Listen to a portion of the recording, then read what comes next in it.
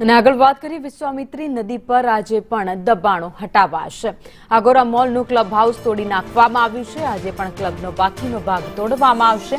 10,000 square ફીટમાં આ club house બનાવવામાં આવ્યું હતું।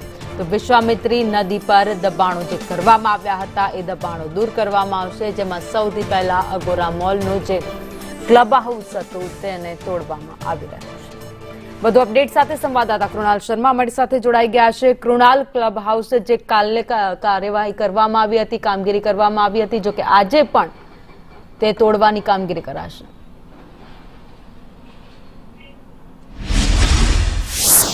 ભાવિની ગત ઓગસ્ટ અને સપ્ટેમ્બરમાં 2 મહિનામાં 2 વાર વડોદરા શહેરમાં પૂર આવ્યું ને ત્યારબાદ પ્રજાનો જે રોષ હતો તે નેતાઓ પર હતો। હવે નેતાઓએ પણ આખરે કાર્યવાહી કરવી પડી છે। 13 જેટલા સ્થળો પર વિશ્વામિત્રી નદીના પટ પર દબાણ હોવાનું સર્વેમાં બહાર આવ્યું। 13 દબાણકર્તાઓને નોટિસ હતી, જેમાં સૌથી મોટું જે દબાણ હોય તે અગોરા મોલનું હતું અને અગોરા મોલનું જે આ ક્લબ હાઉસ છે તે નદીના પટ પર હોવાનું સામે આવતા આખરે 3 દિવસનો સમય આપવામાં આવ્યો હતો, પરંતુ 3 દિવસ વીત્યા છતાં પણ આ ક્લબ હાઉસ તૂટ્યું ન હતું ને તેને લઈને ગતરોજ પાલિકાની ટીમ આવી હતી।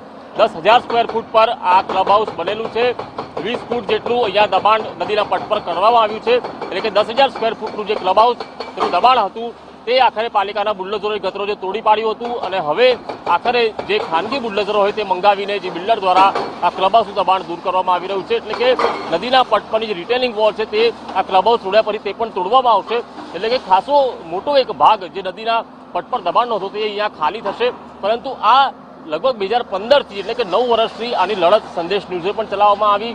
ઘણા બધા વિશ્વામિત્રી બચાવ સમિતિ કે વિશ્વામિત્રી નદીના પ્રેમીઓ દ્વારા પણ લડત ચલાવવામાં આવી હતી। આખરે 8 વર્ષે ક્યાંક આંશિક સફળતા તો મળી છે, પરંતુ હજુ પણ વિપક્ષ અને કાર્યકરો એવું કહી રહ્યા છે કે જો આખું અગોરા મોલ ગેરકાયદેસર હોય તો તે પણ તોડી પાડવામાં આવે, પરંતુ હાલ તો આંશિક રાહત મળતા ક્યાંક લોકોમાં ખુશીનો માહોલ જોવા મળી રહ્યો છે। આભાર માહિતી માટે।